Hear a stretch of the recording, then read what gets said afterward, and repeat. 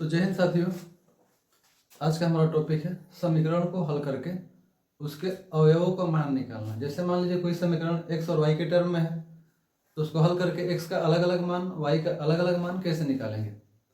ठीक है, तो आप जानते हैं कि कक्षा 10 के गणित में समीकरणों को हल करने की 4 विधियाँ बताई गई। 4 विधियाँ, जिसमें से पहला विधि हम लोग आज डील करेंगे, लेकिन कम से कम वो चारों विधियाँ कौन सी है ये तो हम जानेंगे ही। तो चलिए देखते हैं चारों विधि का नाम। पहला विलोपन विधि, ठीक। दूसरा प्रतिस्थापन विधि, तीसरा ग्राफीय विधि,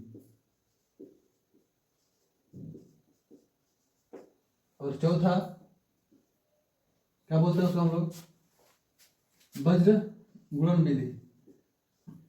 वज्र गुणन विधि।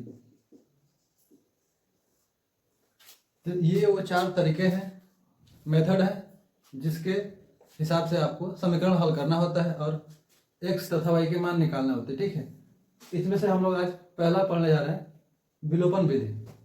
तो विलोपन विधि को समझने के लिए सबसे पहले हम देख लेते हैं एग्जाम्पल। देखिए, जैसे आपको समीकरण दिया गया 6x + 4y = 50, ठीक है, तथा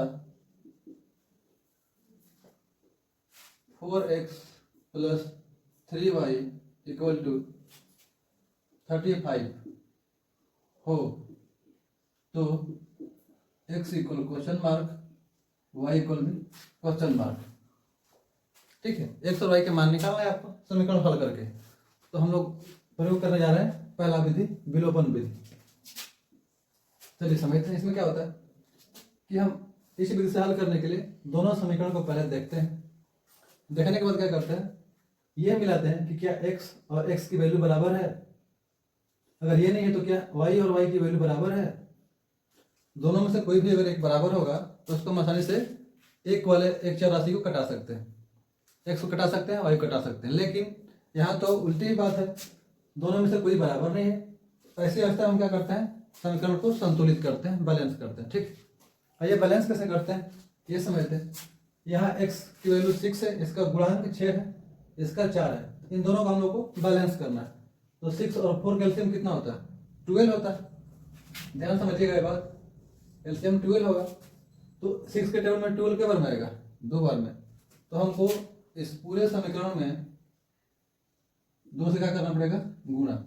सिर्फ हमको तो 12 इसको करना था, लेकिन मजबूरन है, रूल है कि सब में करना पड़ेगा 2 से। तो 2 में 6x कितना हो जाएगा, 12x, प्लस 2 में 4y में गुणा होगा तो 8y इक्वल का 52 × 100।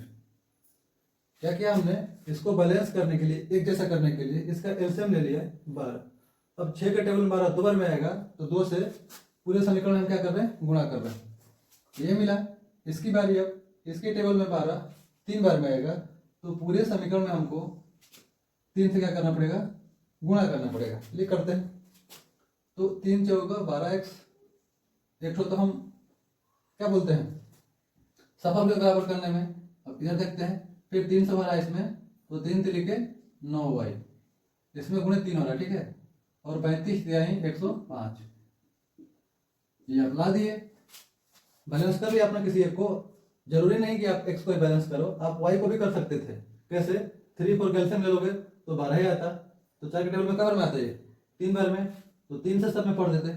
फिर 3 के टेबल में आएगा 4 बार में, तो 4 से सब में पढ़ देते। आप कैसे भी बैलेंस कर लो, किसी को भी आंसर सेम आएगा। ठीक, अब देखो जरा, दोनों एक जैसे तो हैं, लेकिन दोनों का चिन्ह भी एक ही है, प्लस का ही है।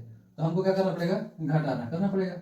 मतलब लिख सकते हैं कि घटाने पर, अगर आप इसको इक्वेशन फर्स्ट मानते हो और इसको आप सेकेंड मानते हो, तो इक्वेशन 1 - 2 ये हो रहा है। ठीक है, ये प्लस है तो माइनस, प्लस है तो माइनस, और प्लस है तो माइनस।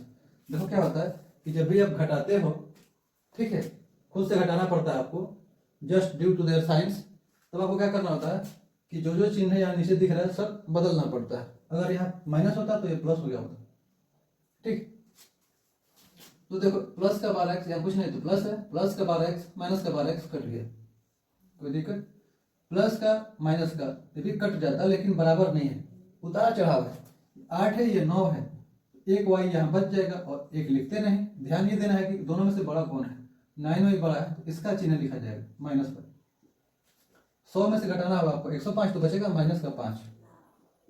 अब देखिए जरा, माइनस माइनस कैंसिल कर दीजिए तो y का मान कितना आ गया, 5 आ गया y का मान, है कि नहीं? अब इस y का मान कहाँ रख सकते हैं हम लोग, y का मान समीकरण बताओ जरा 1 में रखा जाए। कंपल्सरी नहीं है, आप समीकरण 2 में भी रख सकते हैं, में रखने पर। ठीक, चलिए रखते हैं। समीकरण 1 कहाँ है, यहाँ पर दिख रहा है, 6x + 4y कह रहा है, तो 6x, x की वैल्यू पता नहीं है आपको, y की वैल्यू है तो x ऐसे रहने दीजिए, प्लस 4y, 4 इंटू यहीं पे मान रखना है y का मान क्या मिला 5, और बराबर में क्या दिख रहा है आपको 50।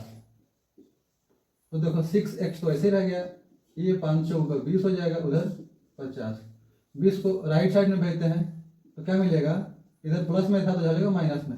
अब बताओ घट के कितना बचने वाला है, घट के बचने वाला है अंतर होगा 30 का। अब x का मान निकालेंगे तो 30 बटे के 6 हो जाएगा, तो घट के कितना आ जाएगा 5। तो x का मान भी मिल गया 5 और y का मान भी मिल गया 5। तो इस तरह से x का मान 5 दिख रहा है आपको और y का मान भी 5 दिख रहा है।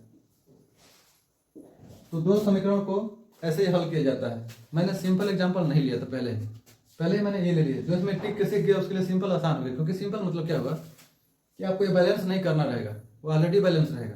मैंने क्या किया कि अनबैलेंस इक्वेशन लिए जो बराबर नहीं थे, फिर मैंने आपको इसी में समझाया कि बैलेंस कैसे करें। उसके बाद तो आपको सिंप्लीफाई समझ में आ ही होगा। इसमें हम लोग आज समझे हैं विलोपन विधि। मैं आपको एक होमवर्क दे रहा हूँ जिसमें आपको x और y का मान बताना होगा, और आपका होमवर्क रहा यहाँ पर कि अगर x + y का मान 16 है और x - y का मान 8 है तो x का मान बताइए और y का मान बताइए। ठीक है, अगले वीडियो में हम लोग समझेंगे प्रतिस्थापन विधि, उसके अगली में ये एक एक करके हम लोग सारे इंपॉर्टेंट टॉपिक जो है फिनिश कर लेंगे। जब आपको रियल में इसका काम पड़ेगा तो आपको पहले से ही आता रहेगा। ठीक है, तो मिलते हैं अलग चीज़ के साथ। जय हिंद।